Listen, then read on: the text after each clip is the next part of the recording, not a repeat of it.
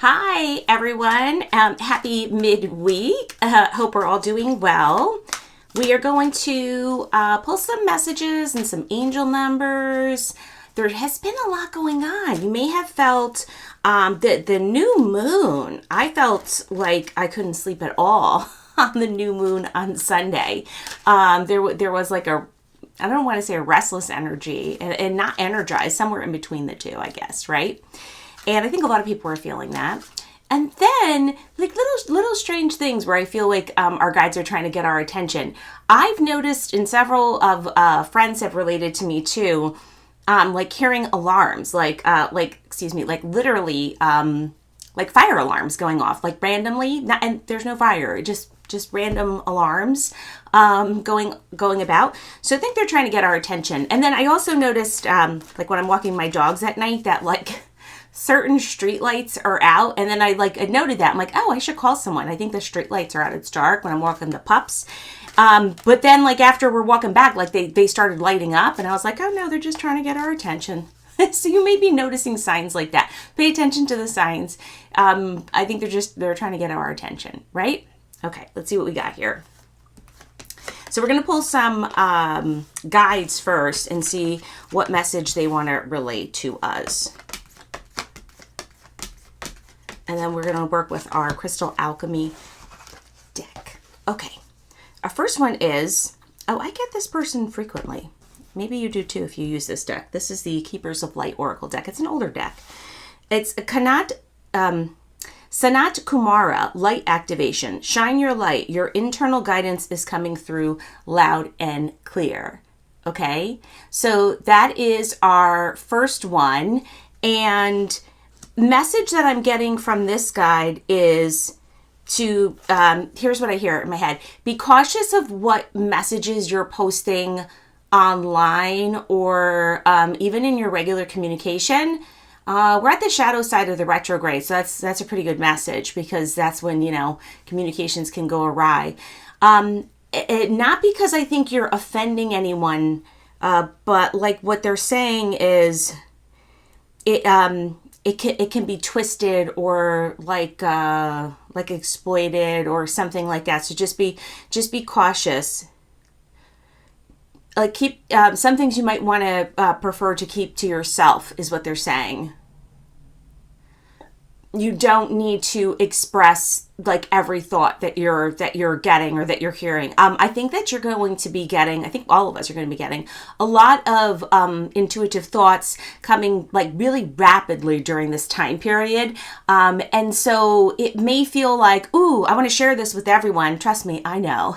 I want to share things like that too. But I think the guidance that we're hearing from this guide is to perhaps think about maybe just like writing them down, jotting them down, journaling them so we don't like lose them. But also we don't need to take action on them. Okay. And we don't need to publicize everything, if that makes sense. Maybe we'll hear more guidance on why, but there's just like a general caution.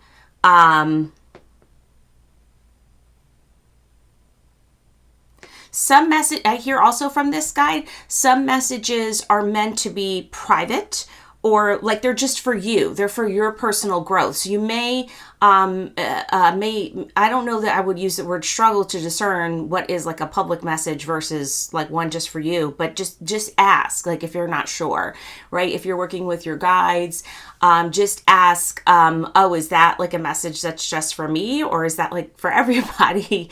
So some things you may just be for your own growth, and they may be something that you just keep more private. Does that make sense? Right? Okay. I hope that makes sense. If I feel like it doesn't, I'll pull some extra cards. But to me, I think that I'm understanding that. So next guide is Kuan Yin. The goddess Kuan Yin, care and compassion, choose to be loved, do what is right for everyone involved, offer a helping hand. So Kuan Yin has like a lovely, like peaceful energy, soothing, just soft, gentle. Like that's the best way to describe it. I think, and the message I hear from her is that she wants everyone to think about how they can be kinder and gentler to one another and to themselves. how can you, and this is what I'm hearing, how can you offer compassion for those that you don't understand well? You know, how can you broaden your knowledge and understanding of that which you do not know? And also she says, do not make judgments on that in which you have no knowledge of or no experience in.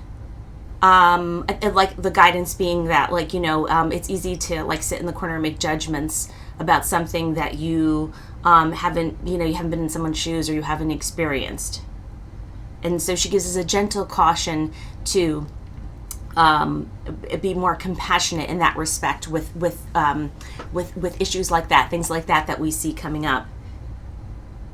And then I also hear her say people are trying to divide us. I think that's global, right? Like messages are sometimes sent intentionally our way to distract us and to divide us rather than have us work together, because we are so powerful when we work together and we connect together in shared community. And we're more alike than dislike, right? And that's her message, right? That's her message. Excellent. Wow, these are wonderful messages so far. Now we have our next guide is... I can never pronounce this. Chernunos? I'm saying it wrong. I have a hard time pronouncing this one. Life force. Express your driving passion. Central powers are increased. Okay. So, and it kind of looks a little bit like the Green Man, but it's not the Green Man. Let's see what the guidance is.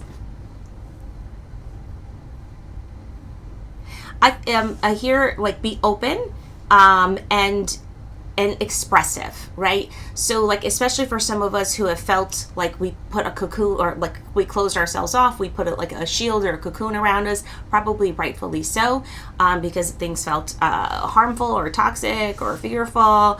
The guidance from this guide is that we can gently soften, right? We can allow ourselves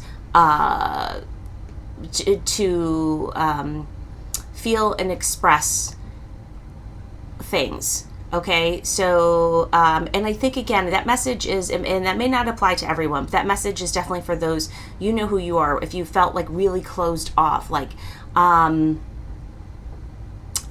and also a message to like trust yourself. Like if you feel closed off because you don't, like, you have like not trusted yourself, or maybe, you know, in the past, like there was red flags, but you didn't notice the red flags and like you kind of beat yourself up. They're like, one, you offer yourself compassion, but also like you've done a lot of work, you have a lot of growth, and you can, you have better discernment skills now.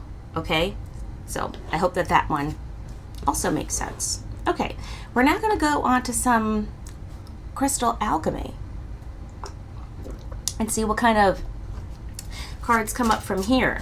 I think we'll pull one each for each guide to see which one is connected to which. And we'll take a look at the guidebook too.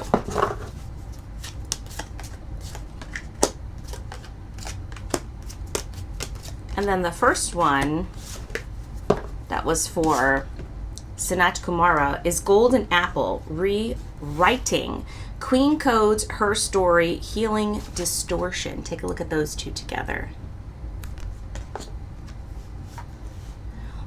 This one is a message about equity and healing from past injustice, past inequity. Definitely has to do with the feminine divine and feeling like I don't know, I don't want to say it the way I hear it, but like something was out to get you, or like you were willfully misunderstood is what I hear. And this is a time where they're giving you strength and allowing you to understand that you don't need to return to that place. You don't need to return to that place. So if things were really where you felt like you constantly had to like explain yourself, like this is not a time where you need to like constantly explain yourself, right? So, and I want to read you a little bit of the guidebook on this because it's pretty good. We are moving toward an elevated time in humanity's consciousness, and in order to move forward, you are being called to help heal distortions in the matrix of this earth. We need to heal the distorted feminine caused over time through greed of power and control. Gold is an important symbol in this. It has been turned into something pure in Christ energy. And so from that, it's turned into something materialistic, right? And creates division, which is what we were talking about before. There's no greater distortion to the feminine than that of the serpent, seeded through history by the story of the Garden of Eden and many dark priests and priestesses of the ages. And then they continue to talk about times where, people were just manipulated, and and you still see it today, where people are told to like not trust their intuition, or or gaslit frequently, like, and told like, oh, don't believe what you're hearing and seeing and stuff like that. And so this is a message where, knowing that these energies divide, right? Knowing that these energies divide and do not bring people together. So that is the message with this one.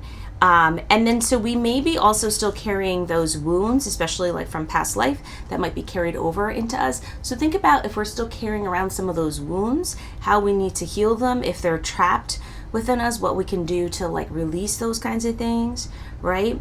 And then the apple, of course, symbols of love, unity, abundance, and gratitude, helps bring forward self-knowledge through the heart and the third eye chakra, right? Connecting you with wisdom, feminine wisdom flow, soft, gentle energy, again, during this time period. And it's also a message here with this one, like this type of work, if you're working through this, like, it's not like the easiest work to do, right? And it says if you could find yourself under psychic attack, these things, like even just the simple apple, brings comfort and relief. Okay, so helps to harmonize energy, right? So powerful message there, very powerful. These are very deep. Okay, so our next one is citrine and dandelion. Do you have citrine in your collection? I sure do. I use it often. And dandelion, maybe you eat dandelion, maybe you grow it in your yard, maybe it just grows as a weed in your garden all over, like mine does. This is make a wish, clearing comparisons, surrender to magic. And of course, I think if you've listened previously, we've talked about how like that comparison energy, and like sometimes, we see things on media, or like people try to feed us this nonsense where we feel like we need to be pitted against one another, or we need to compare ourselves to like stuff that people have, and that will rob you of your joy very quickly. So and then like it's hard, right? It's hard to get out of that, especially if like maybe you grew up with that, or you're in a community where that's like common, where people chat about stuff like that. So here they're asking you to move forward, to like surrender and just allow yourself to not let that kind of like mind manipulation flow through you. Of course, citrine candle, or crystal rather, if you work with it, a lot of times people work with it to call in things like abundance, right? For sure, you can use it for abundance, other things too. So let me read you a little bit of this, because this is pretty awesome too. The radiant yellow ray of wisdom and illumination shines through the stone like a beacon of light that lights the way and aligns you to the idea that abundance is not outside of you but within you. Okay, and so also connects you to your solar plexus chakra. So yes, so again, a message that we've heard before from our guides the last several weeks is that everything that we need, we don't need to look like outside for any of it. That's not where we're going to find it. Like if you're looking for a solution to anything, if something pops up and you're like, oh, I need to get this to solve this, or I'm looking for this or whatever, that's just not the place where we're going to find what we're looking for. They've already given us, our guides have already given us wisdom. They've already given us what we need here. We just need to tap into that. Right? And of course, that's not always the easiest thing. Like I say that lightly, knowing that it's not always that easy. Now, our next crystal is obsidian, which I work with all the time, and hellebore, shadow mirror, deep healing understanding. Take a look at that one. So obsidian is a great crystal for protection, of course. I think that's what a lot of us use black obsidian for.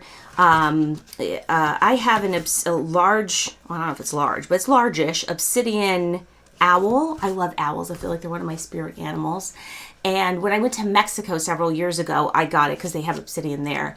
And I keep it like right on my office desk. Like I just feel like it's like warding off stuff that might be trying to come into my door. You could use it for other reasons too, but it's often known for that. And then of course, looking at the shadow side of ourselves, right? And so kind of going deep into our own insight and psyche. This is difficult work, but also can help us understand ourselves better. So, let's see. So this particular herb, this hellebore it's a poisonous plant, right? So let's listen to this.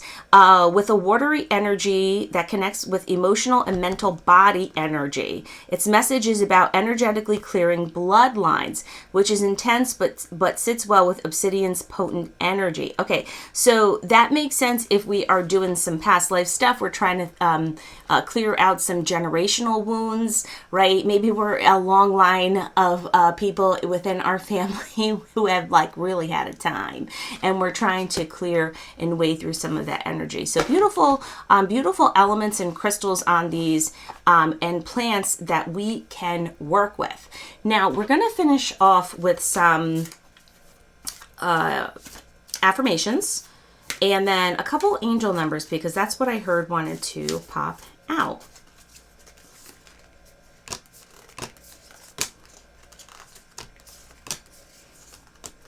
Okay.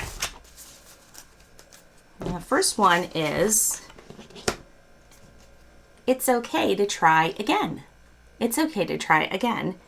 And our next one, sometimes all we can do is try to allow the unknown to unfold on its own.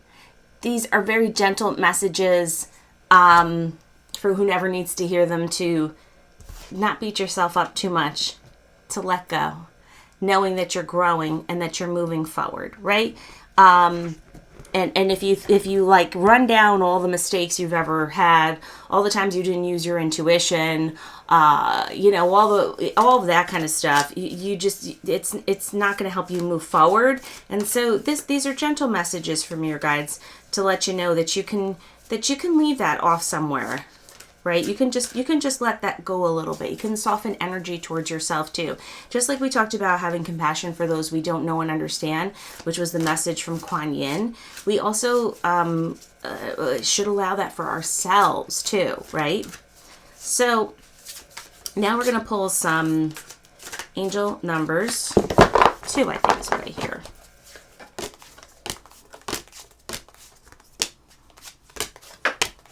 Okay. And our first one is 818, Infinity. 818, Infinity. Love is a never-ending loop. One cycle in your life is ending, but another is beginning. This shift can feel catastrophic, but it's the natural way of things. Be on the lookout for other signs coming your way. Your communication with your angels is strong right now.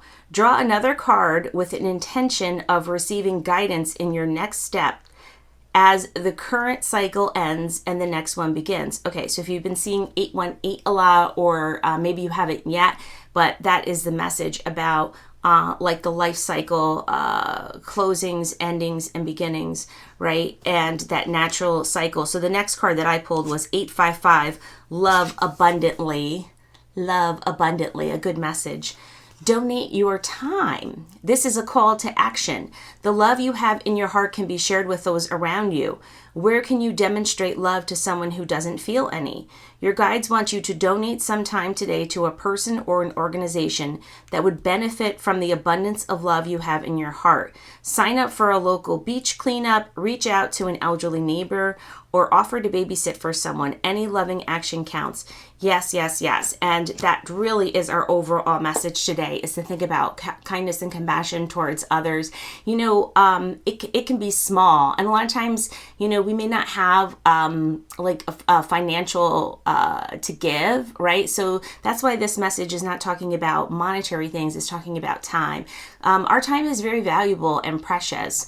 And that is sometimes the best gift that we can give to someone who doesn't need anything monetary from us, but would really benefit from time or help or companionship. And it can be different things, right? Like if you see a neighbor who is having a hard time and they need some help in their yard, perhaps you can offer help that way. Or it could be so many different things. The thing is, we have to stop and get outside of our head, and so often, like we're going through like life, like we're just like with these blinders on, and we're just hyper focused on ourselves, or like we're rushing through a store. And it's not a criticism, because I do it too, right? And then like when we stop and like listen and look, then we can see things. And if you hear intuitive things come in your head, like, you know what, you should like see if you can offer this or do this. Consider if those are things that you can fit into your day, right? I hope that makes some sense. Now, if I could update you on books that I'm reading. I finished Yesteryear, which I know is getting a lot of buzz. I listened to it on audio. I really liked it. I know some people were like surprised, because I think that some excerpts from the book, like people thought like it was maybe like a funny book. This is not a funny book. This is like a deep, serious book. Definitely you can see like it reminds you of like Ruby Frankie and like other like trad wave influencers. Like I felt it also sounded like Ballerina Farm. Like it sounds like a mishmash of like so many different things that are going on in the social media, because everyone is glued to their phone at all times, right? Sadly. So I felt it was good. Now, I know some people also criticize it because they were like, oh, the protagonist is not likable. No, I hope not. She's like a fanatical person. Like it's not great, right? So, but of course, remember, we don't read books just to like the main character. It's telling us a story. I thought it was really good and interesting, and I would recommend it. So, and I listened to it pretty quickly. Again, I think is it a longer audio? I can't remember. It's over 10 hours, I think, in audio, so it's not like tremendously long. Next one that I'm listening to now that someone recommended to me, thank you, my friend who recommended to me, is the Southern Book Club's Guide to Vampire Slaying. That is by Grady Hendrix, the author who wrote the Witchcraft for Wayward Girls, which I absolutely loved. I'm listening to the dramatic audiobook on Hoopla, and I love it. I'm already almost done with it, and I just started listening to it because I can't stop listening to it. It's so good, and I like this version of it, so I'm really, really enjoying it. If you're into like a little bit of mystery and intrigue, I think like this will. It's not a thriller. It's not like that. I think this one could appeal to you. And then I'm reading in print The Sympathizer, which won the Pulitzer, and I hope I can get through it because I'm having a hard time reading print books because of my surgery and stuff like that. But I had jury duty the other day. I've never been to jury duty. If you have, you'll understand. It's extremely boring. Is there not a more efficient process? Like you're there for hours just waiting to not be called. I wasn't sure if you were allowed to read a book, but it is extremely boring. So I bring books everywhere, kick me out, right? So I started reading that. So far, it's pretty good. And do I wish that there was an audiobook version from my library? Yes, please get the audiobook. And anyway, hope you are reading great things. If you are, please do suggest them to me. If you're new here, please do consider subscribing and sharing. And I hope you all have a great week. I'll see everybody on the